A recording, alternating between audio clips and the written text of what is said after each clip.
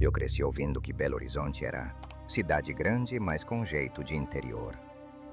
Ruas tranquilas, vizinhos que se conhecem, boteco na esquina.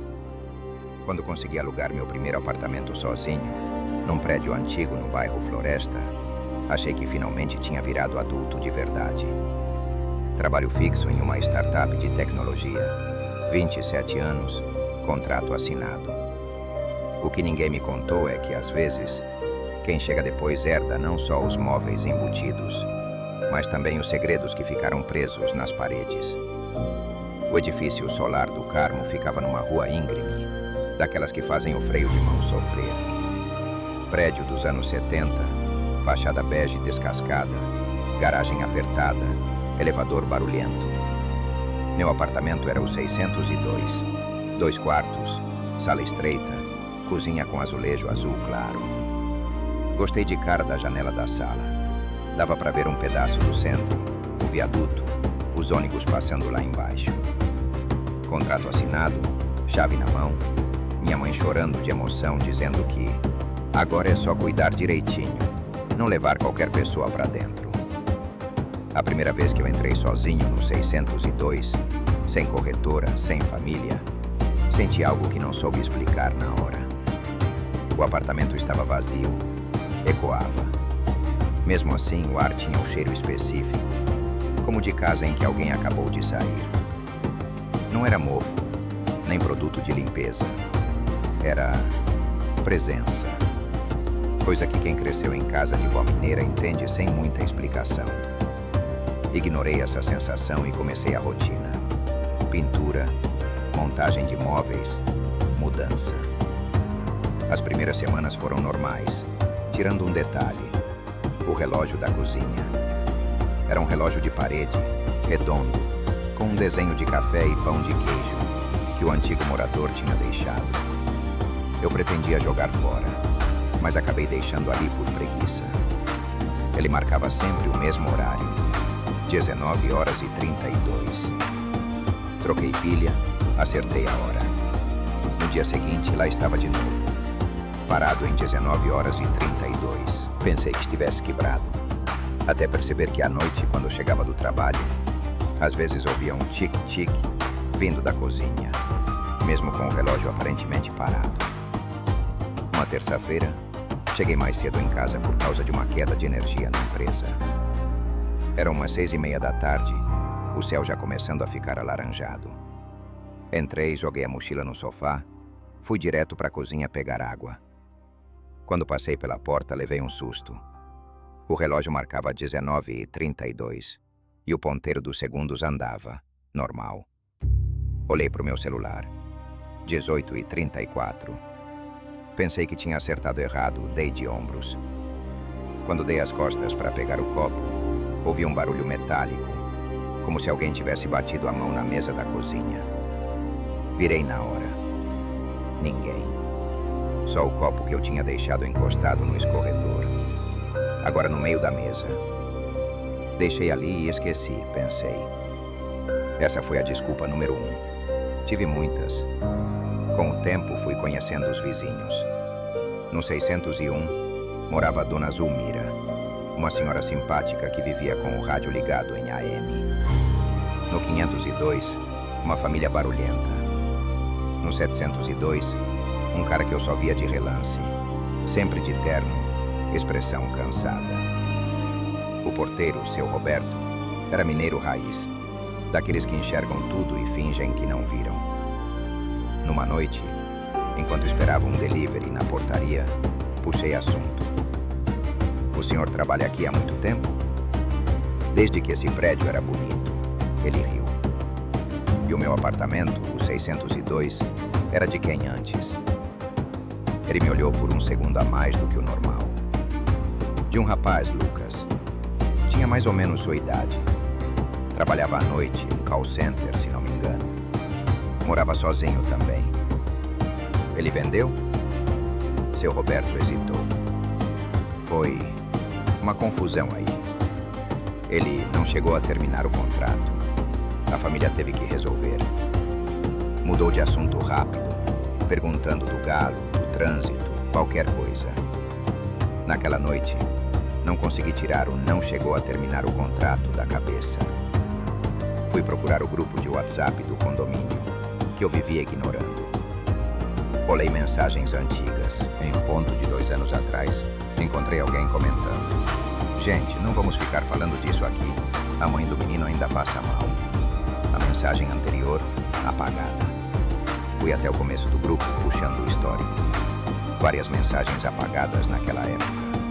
Em vez de dormir, fiz o que qualquer pessoa ansiosa e com internet faz. Pesquisei. Digitei Edifício Solar do Carmo Belo Horizonte notícia. Entre reclamações de reclamação de IPTU e anúncio de apartamento, apareceu uma matéria de um portal local. Jovem é encontrado sem vida em apartamento na região leste. A foto era do prédio. O texto dizia que um rapaz de 24 anos, morador do 602, tinha sido encontrado morto à noite, sozinho, sem sinais de violência. Suspeita de mal súbito, dizia a reportagem. A palavra suspeita me incomodou mais do que deveria. Fechei o notebook. Fui até a cozinha beber água. Quando acendi a luz, um arrepio subiu pelas costas. O relógio marcava 19h32. Olhei para o celular. 23h18. O ponteiro dos segundos andava, mas o das horas não passava dali. Senti um incômodo físico, como se o objeto me encarasse. "Tá bom, já entendi que você quer aparecer", murmurei, tentando levar na piada. Nos dias seguintes, começaram os pequenos absurdos que eu não contava para ninguém. A torneira que pingava exatamente na mesma sequência quando eu apagava a luz da cozinha. O ventilador de teto da sala que balançava devagar mesmo desligado. O cheiro de café passado que aparecia do nada às noites de domingo, mesmo eu odiando café forte e nunca fazendo em casa. O que mais me incomodava era a sensação de ser observado da área de serviço.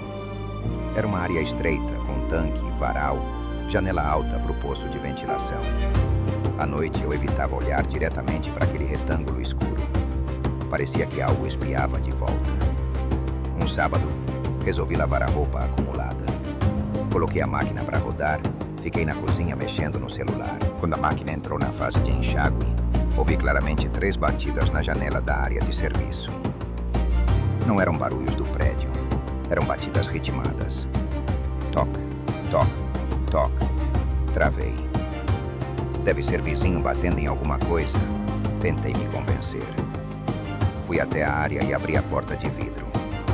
A janela estava fechada por dentro, sem acesso de ninguém. O poço de ventilação lá fora era só um buraco escuro com outras janelas fechadas. Encostei a mão no vidro, gelado. À noite contei por alto isso para minha mãe pelo telefone. Ela deu a resposta típica de mãe mineira. "Filho, você não sabe se tinha alguém antes de você que gostava de fazer café naquela hora, abrir janela naquela hora. Lugar guarda costume, guarda energia. Se não te fizer mal, respeita. Se te fizer mal, reza e mete o pé." Ri pra não chorar. Eu não queria ser o cara que mete o pé do primeiro apartamento que consegue, então decidi respeitar. Passei a evitar a cozinha perto das 19h30. Quando ouvia barulhos, fingia que eram canos, vizinhos, vento. Funcionou por um tempo. Até a noite do jogo do Atlético. Era uma quarta-feira, jogo importante. Um amigo, Henrique, veio assistir comigo. Compramos cerveja, fizemos pastel congelado no forno, deixamos a sala com cara de estádio. No meio do jogo, ele pediu água. Gritei: "Vai lá, a cozinha é logo ali, se vira." Uns minutos depois, reparei que ele não tinha voltado. Fui até lá, irritado por perder o ataque. Encontrei Henrique parado no meio da cozinha, olhando fixo para o relógio. "Que foi?" perguntei. "Que horas são?" ele perguntou, sem tirar os olhos do relógio de parede. "Umas 10, sei lá", respondi, pegando o celular. 22h07. O relógio marcava 19h32. "Esse relógio tá quebrado, velho. Tá me dando agonia", ele disse. "Parece que tá esperando alguma coisa." Encolhi os ombros, indo até a geladeira. "É do antigo morador, depois tiro." Naquela noite, depois que ele foi embora, recebi uma mensagem dele no WhatsApp.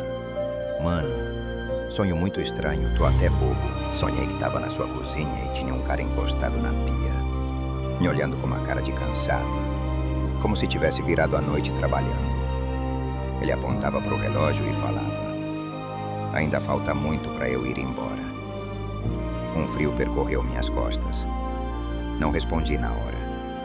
Só escrevi no dia seguinte: cerveja ruim, dá pesadelo. Eu mesmo comecei a sonhar com a cozinha. Sonhos sempre parecidos. Eu tentava lavar a louça, mas a torneira só saía café. No fundo da xícara, o ponteiro do relógio rodava ao contrário. E alguém sentado à mesa repetia: não desliga antes das 19h32. Não faz isso comigo de novo. Foi só então que uma coisa óbvia me bateu: o horário. Voltei à matéria da morte do antigo morador. Vizinhos relatam ter sentido cheiro forte de gás por volta das 20 horas. Bombeiros estimam o horário do óbito em aproximadamente 19h30. Gás. Sozinho em casa. Cozinha. De repente, o relógio parando naquele horário tinha outro peso. Comecei a ir dormir mais tarde de propósito, tentando evitar a cozinha no início da noite. Mas a sensação de que algo acontecia ali às 19h32 não me deixava em paz. Em vez de fugir, decidi encarar. Uma segunda-feira cheguei do trabalho às 7. Tomei banho, me arrumei, sentei na mesa da sala em frente à porta da cozinha com o notebook. Deixei a luz acesa, o celular na mão. O relógio na parede marcava 19h20. O ponteiro dos segundos andava lento. Às 19h30, nada. Às 19h31, senti um cheiro súbito de gás, tão forte que me levantei na hora. Corri até o fogão. Todas as bocas estavam fechadas, o registro do gás desligado, como eu sempre deixava. Mesmo assim, o cheiro parecia vir de dentro do apartamento. No mesmo instante, o ambiente ficou mais quente, como se alguém tivesse ligado o forno invisível. Às 19h32, o ponteiro dos minutos do relógio chegou na marca. E parou. O dos segundos continuou girando, mas a cada volta que dava fazia um som mais alto. Tic, tic, tic. O barulho ecoava pela cozinha. Parecia maior do que o motor do relógio comportava. Senti uma tontura estranha, como se o tempo ali dentro estivesse levemente atrasado em relação ao resto do mundo. Foi quando ouvi alguém suspirar atrás de mim. Não foi vento, não foi barulho do prédio. Foi aquele suspiro típico de fim de expediente, de quem tira o fone do ouvido depois de horas no telefone. Virei devagar. Encostado na pia, como no sonho do Henrique, havia um rapaz. Pele clara, olheiras profundas, cabelo escuro bagunçado, camiseta com logo de uma empresa de atendimento. Não era transparente como nos filmes, nem brilhante. Parecia uma pessoa normal, cansada demais. Fiquei paralisado. Você é o Lucas? Minha voz falhou. Ele me encarou com uma mistura de alívio e tristeza. Finalmente alguém ficou até a hora certa. Disse, com sotaque mineiro igual ao meu. Como assim? Ele apontou para o relógio. Toda noite, quando eu chegava cansado, eu prometia para mim mesmo que ia desligar o gás, tomar banho, comer alguma coisa e dormir. Mas sempre tinha só mais uma série, só mais um e-mail. Até que um dia, ele deu de ombros. Senti o cheiro, mas achei que era do prédio. Tentei levantar, fiquei tonto. Ninguém percebeu. Disseram que foi mal súbito. Ninguém falou da panela no fogo. O cheiro de gás ficou mais forte. Eu respirava curto. E o que você quer de mim? Perguntei, tentando não entrar em pânico. Ele olhou em volta, para a cozinha, para a sala. Quero que alguém faça o que eu não fiz. Que por uma vez respeite o horário. Feche tudo, desligue tudo, saia. Deixe esse lugar aqui. Respirar sem ninguém. Engoli em seco. Você tá preso aqui por causa de um descuido? Ele riu sem humor. Ninguém fica preso só por um motivo. Tem culpa, tem medo, tem coisa não resolvida. Mas o ponto é que, toda vez que alguém novo entra, começa a repetir meus hábitos. O café à noite, o banho tarde, o já vou desligar. O prédio adora ciclo. As palavras dele bateram direto em coisas minhas que não tinham nada a ver com gás. Quantas coisas na minha vida eu repetia por inércia, esperando um mal súbito emocional resolver por mim. E se eu fizer diferente? Perguntei. Ele respirou fundo. Aí talvez eu pare de voltar todo dia às 19h32. Olhei para o fogão, para o relógio, para a janela. Fiz o óbvio. Abri tudo. Deixei o cheiro dissipar. Desliguei o registro do gás com mais força do que precisava. Tirei o relógio da parede, mesmo com medo do que isso podia significar, e coloquei dentro do armário, virado para baixo. Quando me virei, a cozinha estava vazia. O ar mais leve. Senti um cansaço profundo, como se tivesse trabalhado um turno inteiro de call center sem fone. Desde aquela noite, mudei coisas pequenas e, ao mesmo tempo, enormes. Não cozinhei mais depois das 7. Passei a prestar atenção em cada coisa que eu fazia no automático. Deixar mensagens sem responder, acumular roupa suja, empurrar conversa difícil com minha mãe. Aos poucos, o cheiro de gás sumiu. O de café, não. De vez em quando, num domingo à tardinha, ainda sinto o cheiro forte vindo da cozinha, mesmo sem ter feito nada. Nessas horas falo em voz alta. Tá desligado. Pode descansar, tá? Não sei se funciona, mas também não acordo no chão da cozinha sem entender o que aconteceu. Guardei a notícia do portal, o print do grupo do condomínio, o papo com seu Roberto, tudo numa pastinha. Não pelo medo, mas para lembrar que aquele lugar carrega a história de alguém que não sou eu. E que, de certa forma, meu jeito de morar ali também escreve alguma coisa. Quando amigos vêm em casa e elogiam o charme retrô da cozinha, eu rio e conto só a parte engraçada do relógio quebrado.